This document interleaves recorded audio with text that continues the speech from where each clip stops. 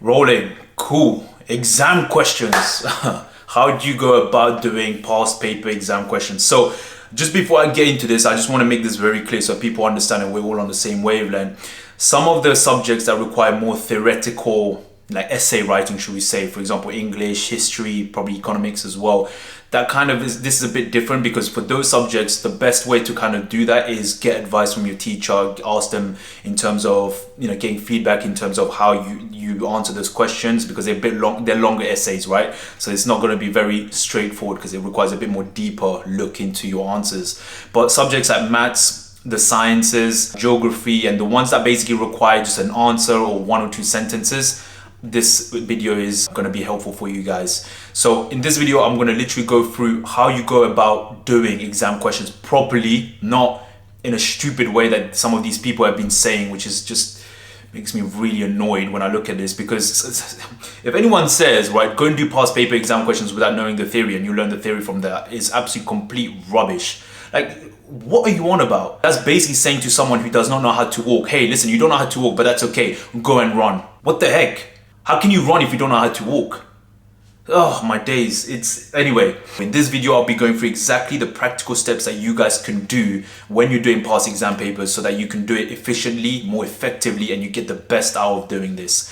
And also, how are you guys doing with your revision? Like, what's going on? How are you guys getting on? Put it down in the comments. I'll be very, very interested to hear, because the reason why I'm saying this is if most of the things that you guys are going through, like whether it's stress, difficulties, I guarantee you that 99% of the other people watching the video are also going through the same thing as you.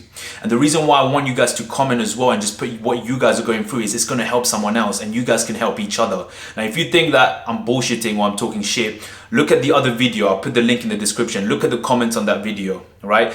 People started to say about what they're doing or what they're finding stressful, and what happened is other people started commenting because they saw these other people commenting as well. They were able to relate, and that's why I feel like it's so powerful that it can help you guys out so that you guys don't feel alone. I said it in my TikTok channel and I'll say it here. I'm gonna make this channel and my personal channel a channel where you guys can get the benefits and value for your life. I know this channel started with just math video tutorials, but I'm moving away from that and more doing things more that is more practical, that can help you guys out, not just in maths, but in all the other subjects and studying. And in my personal channel, it's going to be more deeper things that people don't really talk about: stress, depression, rejections, all these things that you guys probably also going through. So if there's topics that you guys want me to talk about that's a bit more deeper, that's a bit outside of your studies, but it's more from a personal development, self-improvement, just put it down in the comments. I'm more than happy to talk about it. And listen, my personal channel is literally just going to be me being raw, being authentic, being honest, and talking about my rejections, my mistakes, my many failures, and painful things that's happened. And I think you guys can get a lot of value from that. In this channel, it's going to be obviously study habits and all these kind of things. Personal channel will be about the things that we all go through on a day-to-day life that people don't really talk about. The biggest mistake I did when doing GCSEs and A-levels, actually I did it in first year of university as well, so clearly I didn't learn from that, but I did learn in my second and third year. God, I'm a hypocrite. Was basically looking at exam papers without knowing the theory. Because the thing is, I think I was a bit impatient and I wanted to see the papers, which was such a bad mistake. The reason why was I did not know the theory. So when I'm looking at these questions, I'm like, what the heck is this? Whoa. It just felt so daunting, intimidating as well. I'm like, I have no idea how to do this. And that brought me down. It brought my level of confidence down. And it was bad. It was not the right way of doing it. Because a lot of people would say, just look at exam papers, start getting used to it and all that. But there's no point of doing that if you don't know the theory. Okay, so that's the first thing I would say. Don't look at exam papers without knowing the theory, because it's only going to bring you down. It's going to make you feel like it's more of a daunting task for you to do, and you're just going to have negative feelings about it. So know the theory first before even touching exam papers. By this stage, you should know most of the topics, but if you don't know the topic, don't go looking at the exam questions first. Especially at this stage, your mind is going to become vulnerable. You're going to come with a lot of pressure. So you want to make sure that you do this smartly. If you don't know the topic, do the topic first and then do the papers. Obviously, the ones that you do know, you can start doing the papers, which leads to the next stage, right? So that was the first stage. The second stage is when you start doing exam papers, if you haven't done already, or if you've already started, that's good. But if you haven't done already, try and do it first with an open book. Don't go all in with closing your books and just trying it first off, because most of the time you're probably going to get a lot of questions wrong, and you want to make sure that you have the books there just to kind of start building your confidence up. Like some of the things you'll probably look at and be like, How do I answer this? Okay, there's a book here. Okay, oh, okay, this is how you do it. You want to look back at your book to try and be able to recite that paragraph or that answer or the method and then put it back into the exam question. This is just a confidence builder, so don't worry about this. You're just going to build your confidence and start getting accustomed to how you're answering these exam questions. So just want to start getting into it, right? So you want to start building up that level of confidence and just getting used to the answering these exam questions. Now, the next stage is once you're able to do that and you've got a bit more confidence and you're like, okay, I'm starting to understand this a bit more. The next stage is you want to now try and do exam questions closed book. So you're not using any books, you're not using any notes, and you want to give yourself a bit of a, let me try this now. Let me try this. Okay. Now, there's two things that you can do here. You can either time yourself as you're doing this, or you can just start it off first and then time it. It doesn't really matter at this moment because you're still in the early stages of kind of getting used to it, right? So if you want to time yourself, if you want to kind of challenge yourself, that is absolutely fine, and see how you get on. If you don't want to time yourself because you might feel a bit more pressure and you need a bit more time just to kind of get adjusted to it without using the books, that is also fine.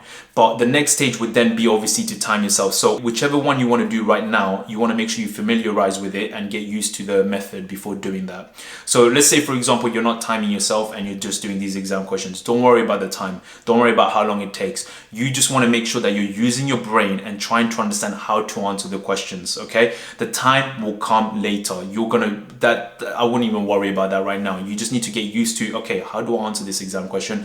What topic do I have to use to be able to answer this? What topic is it asking me to recite from? That's how you want to start using your brain first. And the reason why I'm saying the timing is not so important right now is, remember, you don't want to put so much pressure in one go. Yeah, it's too much. It's too much. And I remember when I started this, I didn't do the timing first at the beginning because I knew, like, listen, if I have like 45 minutes or 1 hour, 1.5 hours, I can't use my brain effectively, if that makes sense, right? You want to use your brain effectively first, and that might require some time because you're not used to it. You want to be able to, okay, how do I think? Like, thinking takes time at the beginning, right? And you can only speed up your thinking once you practice again and again. But if you go straight in with time and everything, you're not going to give enough time for your brain to think.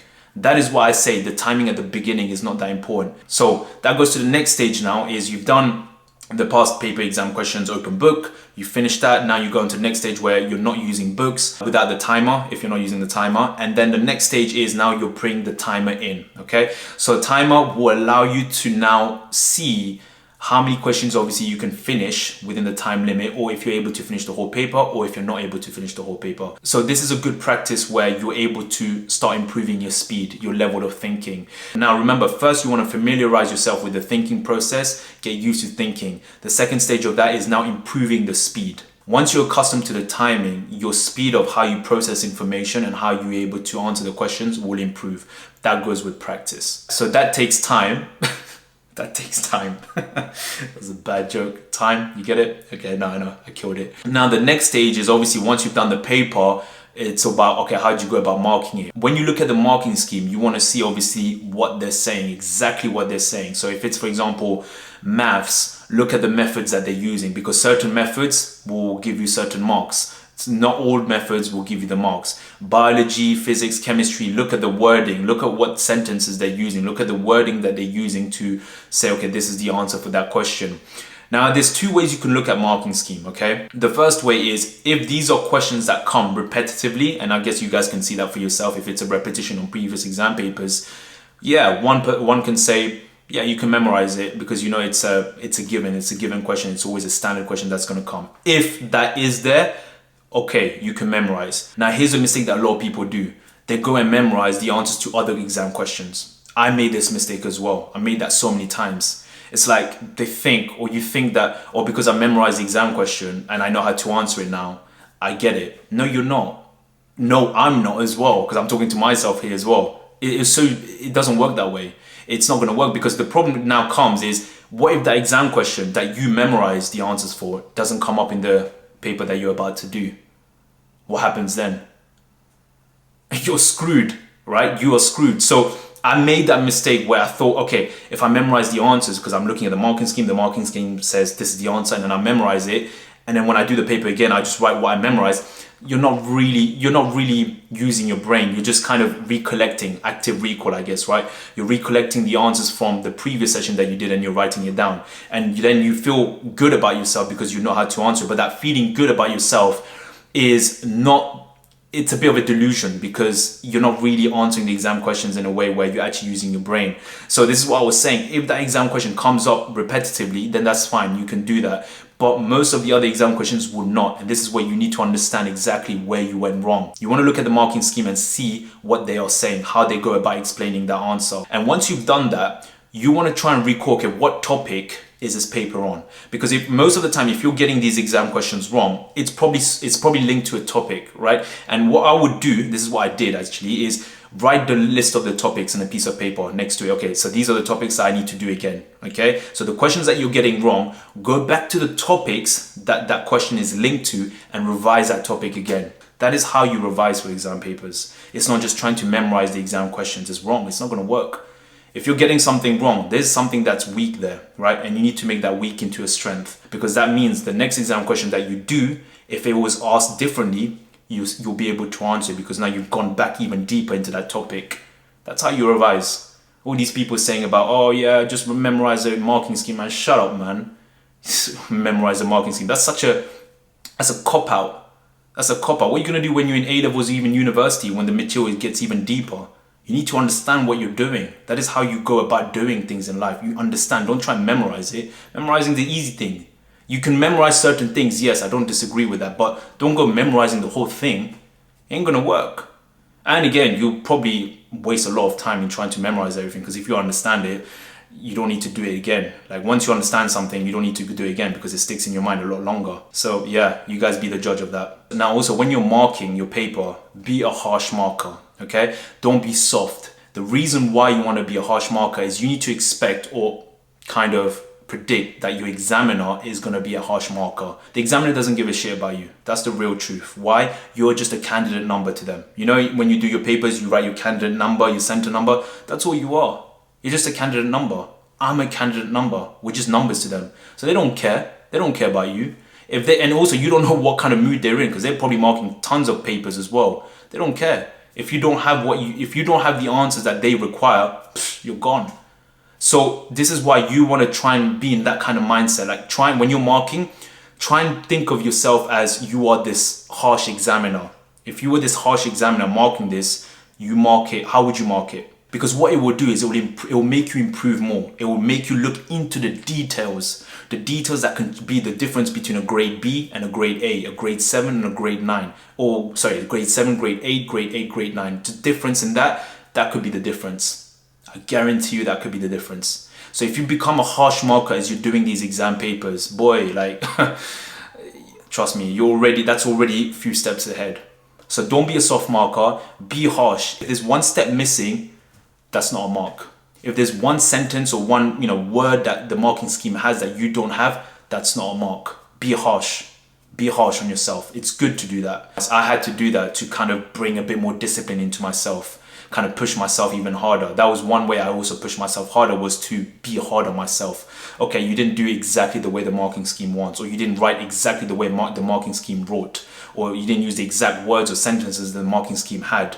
No marks. Because the people that do soft marking, it goes back to being delusional. Oh yeah, it's okay, I got it, okay. Yeah, fine, you get it, but in the real exam, you're not gonna get a marker that's soft like that. They're gonna be harsh. So it's better that you experience the hardships now, where you're harsh on yourself, than thinking that, oh yeah, I'm doing good because you're soft, but then in the real exam, you don't get the grade or the marks that you thought you had because there was a harsh examiner on the other end marking your paper. So that's what I would say to you. This is what you should be doing step by step in how you go about doing practice exam questions. If you're going from GCSE to A-level, from A-level to university, as each step goes harder, your level of understanding is going to need to be higher. Okay, you're not going to be able to get away with just memorizing. I tell you that I've done my A-levels, I've done my GCSEs, I've done my universities. As the level goes harder, as you progress more, you need to understand what you're doing. Hopefully this was a useful video for you guys, and it can give you a bit of a guidance on how you go about doing practice exam questions properly, because I know a lot of people have been asking me. And yeah, just put it down in the comments. Start talking. Yeah, let me know how your revision is going. Tell me, if you're not able to get up at a certain time. Tell me if you're only able to do 1 hour or 2 hour revision decision and then you messed up, like put it down there. Trust me, like 99% of the people that are watching this are probably going the exact same thing that you guys are going through. They're going through the exact same thing. And I want to build this community where everyone's helping each other out. Like, I couldn't care less about what anyone else is doing, but I know that I wish if I had a community like this when I was doing it, man, it would have made such a big difference. So put it down there, and like I said, I want to be able to help you guys out, and the more you guys kind of start talking and just putting comments down, the more I'm able to understand where your mind is at and how I can make the videos better for you guys. So, you know, I guess it's a win-win situation from that perspective. And just remember this, that past exam questions is not something that you're going to get straight away. It's going to take a bit of time. So don't push yourself so much thinking that you need to get certain grades straight away. It doesn't work like that. It never worked like that for me. I pretty much messed up all my exam questions at the beginning when I started. You just build it up one level at a time, okay? And as you do that, you build momentum. And as you build momentum, you build confidence. And as you build confidence, you start feeling better. Damn, that's a good quote. Momentum, confidence, and feeling better. Yeah. Anyway, I'll see you guys on the next one. Peace.